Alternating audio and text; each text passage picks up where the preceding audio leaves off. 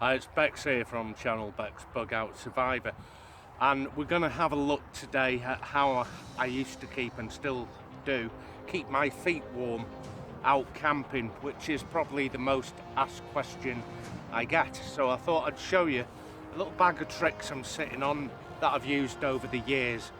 Also, there's some new kit that I haven't tried out, so it's first impressions review really, or at least the first impressions for me of the Royal Marine Arctic Tent Booties.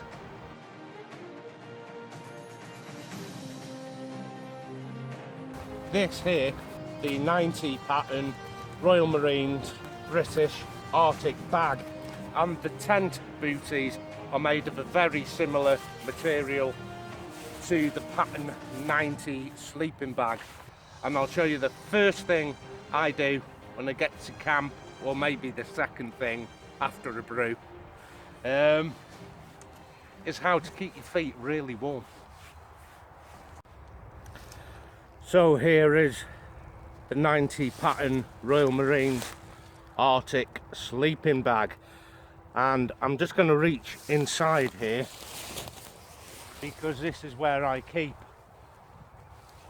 my Arctic tent booties.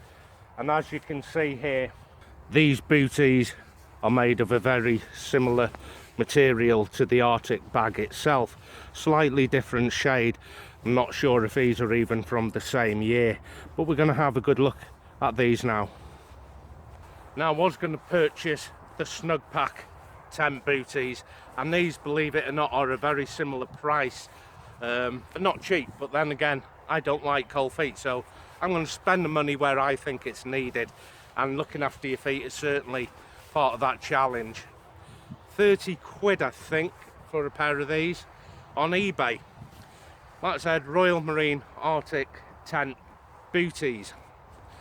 It has a sole on the bottom here which looks like some kind of poly material, and if you've ever owned the 90 pack bag, it's a similar thickness. These aren't a thin material at all. I'd sleep with my socks on with these. I have tried them out in the backyard, and it's not been too bad. A bit of a learning curve though.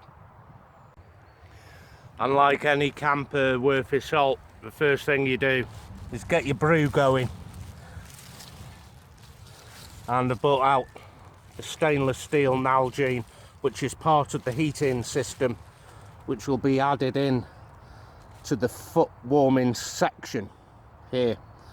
So while this stove fires up here, I'm going to quickly explain how I found this dual system to work best. When I got these, the first thing that I did was pop them straight onto my feet, obviously in the house, and I was quite surprised that they made absolutely no difference to the temperature of my feet whatsoever. But these are like sleeping bags for your feet, so that's how you have to think of these. With a sleeping bag, it's my body heat that heats the bag, not the bag that heats me. The only job of the bag is to retain what little body heat I have, and it's going to be the same story with your tent booties. I need to get my feet warm and then get these on, hence the requirement of a love of a good stove. And for me, I'm using the stainless steel Nalgene. Let's fire this up. So the stove there has been lit, and it'll serve two purposes for me.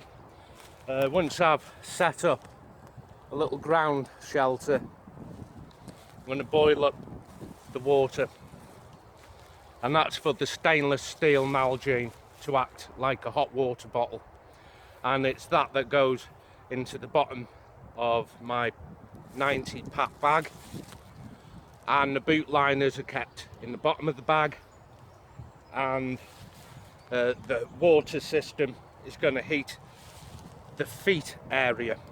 Now that does work.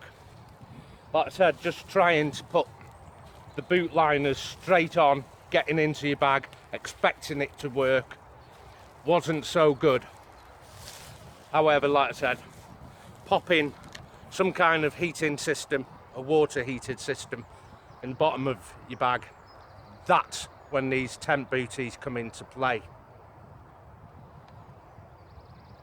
If you get to camp with cold feet, it's a challenge to keep them warm or to warm them up. Maybe rubbing them together. Try and avoid putting them into warm water. So hiking into camp, here's what I use. Again, Royal Marine Arctic boot liners. I call these my frog feet. They go directly over my sock, and I also use the Royal Marine Arctic sock, which we'll have a look at a little later. But here's my frog socks, boot liners. I was lucky to get these pretty cheap at a car boot, and I actually haddled him down something rotten. But you're going to pay 7-8 quid for these, and they keep your feet nice and warm. But the inner is fully breathable, and it helps keep my feet warm as I'm walking into camp. It's half the battle won. So while I'm waiting for that to boil up, ready to put into the bottom of the sleeping bag there, I'm going to change out of the socks I've been walking in into something really, really nice. Again, these are the Royal Marine Arctic socks, 2 types. I'll show you. Now the pile on this is really, really thick. It's a wool mix, I think, but the ankle is not insulated. These are your training socks, and I'd probably walk in to camp with the training socks. Royal Marine Arctic boot socks. Now the pile isn't just up to the ankle, it comes up a fair bit deeper there, and these are what I'd sleep in, and I have had no trouble with cold feet just with one pair of Arctic socks. But the tent booties have not yet been tested on an overnighter, but I do know they work a treat in the backyard once I've heated up that bag. And now the steam's coming to a head, and we're not far off a boil. So now I can take the hot water off. This is going to be incredibly hot. So into my little bag of tricks again. And somewhere in here is an old sock. If you're wearing heavy socks and your boot liners, there may not be a requirement to put this in the sock. If you sleep barefoot, you're going to need this. I'm going to pop this down the bottom of the bag. So unzip, dig the boot liners out, and I stick them down the bottom of the bag.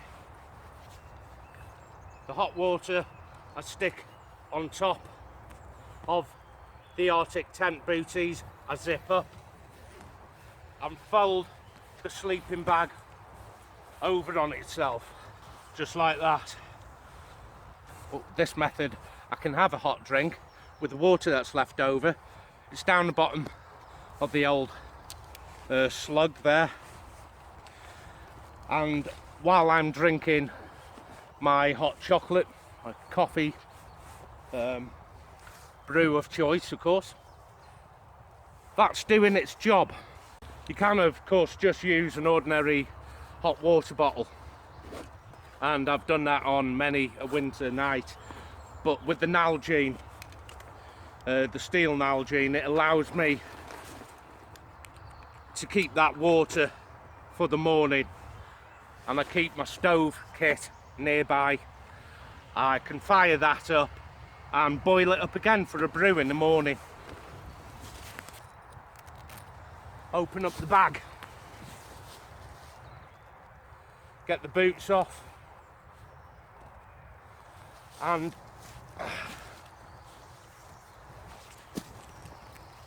these Arctic booties will work in a hammock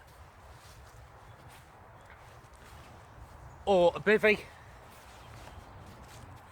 a tent, but now I've got my little bottle right down inside with me. I'm going to take the cover off and slip it between my feet like this, and all that remains is for me to wrap my feet around that and lie down. And now them tent booties or bivvy booties are coming into its own. I've got that hot water bottle that I showed you between my feet, and it's going to take a matter of a couple of minutes once I'm zipped up for this to come into play, and you will not regret it. Of course, then I need to trap as much of that heated insulation as I can by zipping the bag up all the way. It helps having a nice tight sleeping bag like a mummy bag for this. Well, it's only been a couple of minutes and I'm rolling that bottle around my feet. Now remember, if you're doing this barefoot, get a sock on that bottle. I'm going to discuss if you're using a plastic bottle to warm your booties and the bottom of your bag up. Now I've used this steel Nalgene, and this top is removable while it's on the burner. Now if you was to use something more traditional like a canteen, the great thing about this is it has its own little liner there which will act like a hot water bottle cover, but it's made of plastic and it will expand and contract with the heat. So all you need to do is take the top off, fill it with not so hot water, you don't want to be burning yourself, and let it stand with the lid off for a couple of minutes so it can contract and expand. Lid on, shake. Once you're absolutely convinced that this isn't going to leak through that stopper through expansion, you can put that in the bottom of your bag. But I really would recommend doing it with one of these instead. It's stainless steel and there's a hot drink in there for me.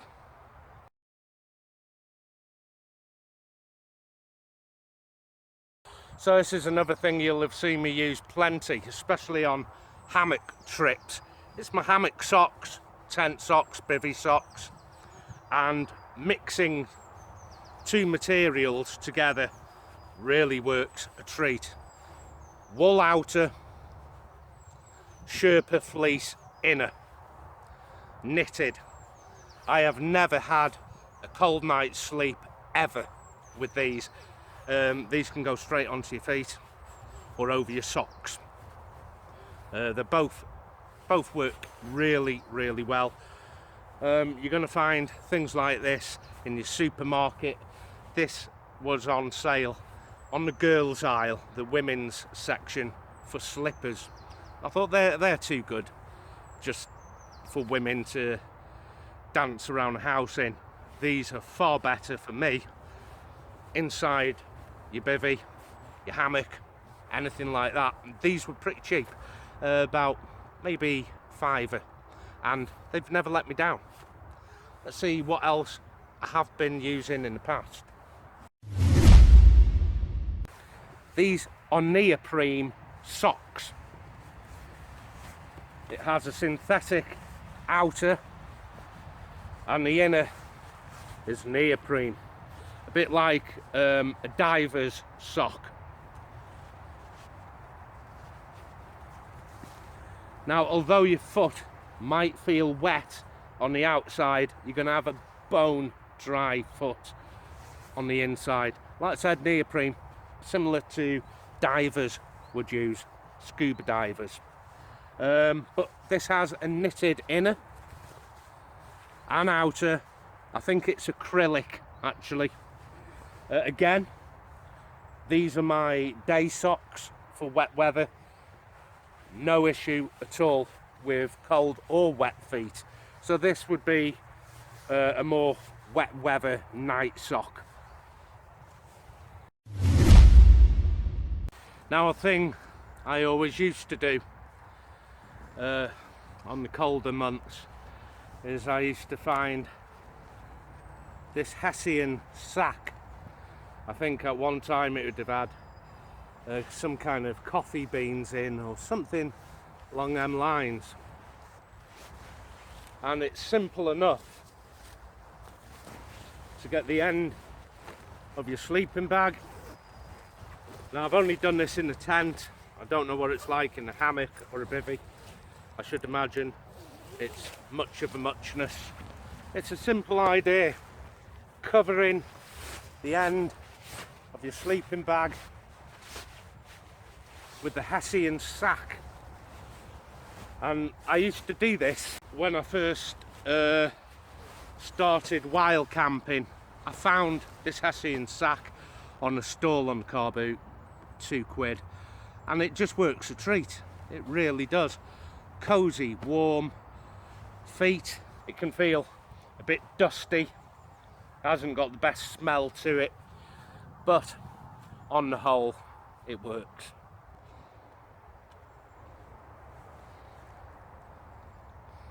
There you go, a simple fix.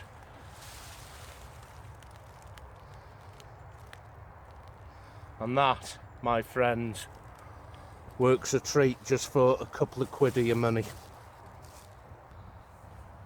Okay, if I'd have been thinking on my feet a bit a long time ago, I'll have soon eventually figured out that just taking your coat off,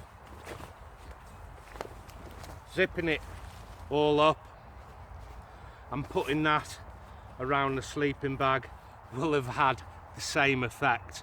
But it took another guy off another YouTube channel to demonstrate it, and this works in the hammock, it'll work in your bivvy, your tent, and it's okay. I'm pulling the sleeves in, by the way, just to block off the armhole airspace, and this would just go straight over the sleeping bag feet in the same way.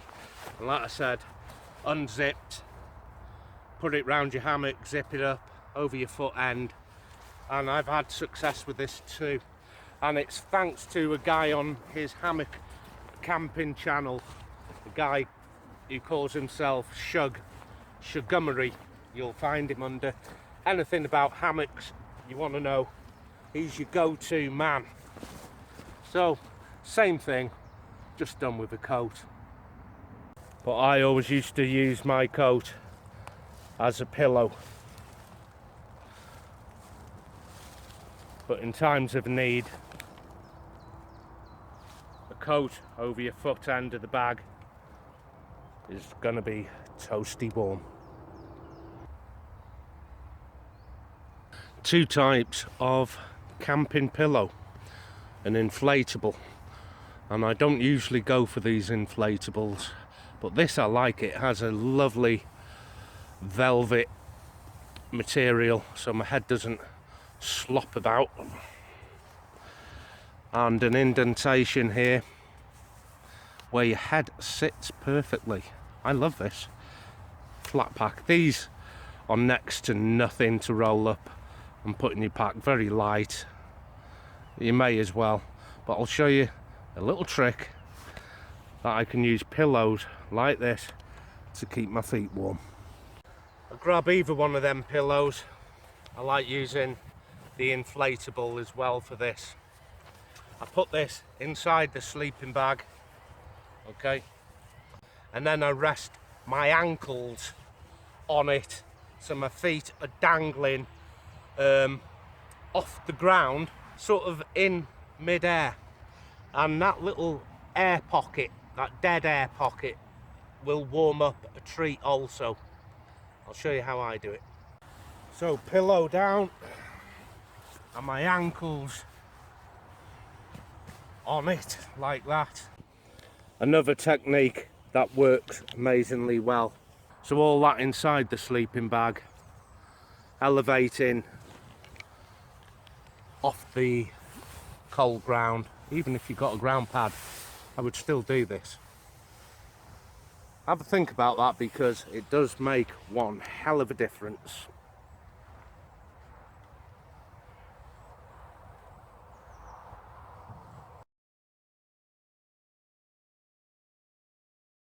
Okay, finally we're coming to something you can make for yourself, and it's something I've used probably for the past few seasons, a couple of years. It's not been featured, but it's a very simple make. You can do this one yourself, and it's this here.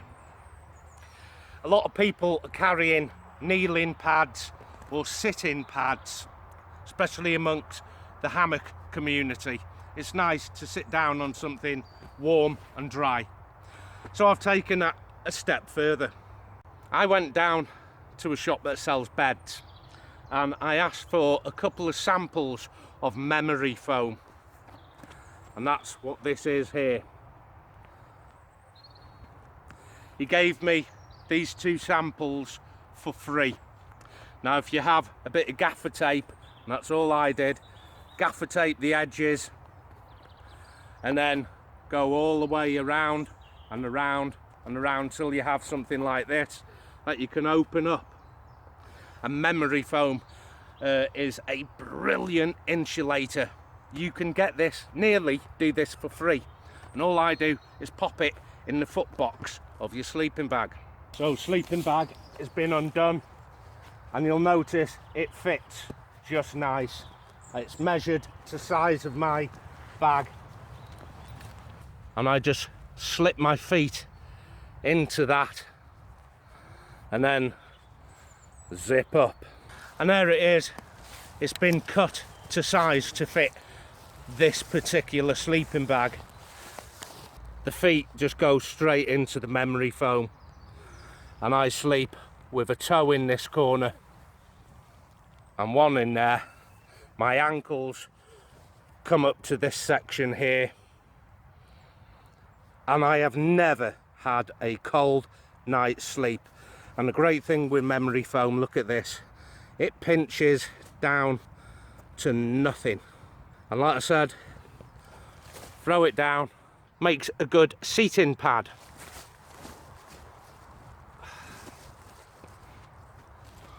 Or indeed a kneeling pad.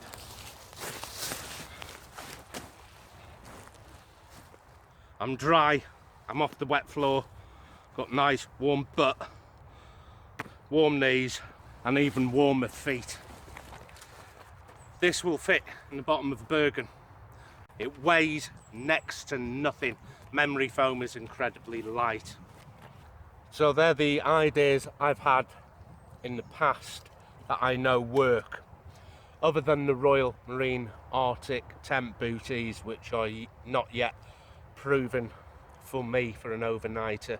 But like I said, with an aid of a water bottle, I know it works. By the time the water is heated, your tent booties, they're going to be warm all night. They stay warm. It just requires a little boost of energy and heat. Now I would say at this point that if you've tried everything and your feet are still cold, it's going to be some kind of medical condition. I've only just started having cold feet myself. I've never had it before, but I know what the problem is. It's a pinched nerve in my spine, and this is pretty new to me, cold feet. But I have had chills with my feet in the past. Also, there's something that I used to have as a young lad called Raynaud's disease, and the extremities, fingers and your toes get extremely cold, and there's just no warming them up. Also, low blood pressure, keep your eye on that, especially for guys over 40. It can be something to look out for. It certainly will make your feet cold. Until next time, take care of yourself. Hope it's been something on today's episode you find of value for your cold feet. Till next time, take care of yourself, and I'll see you out there. Happy trails.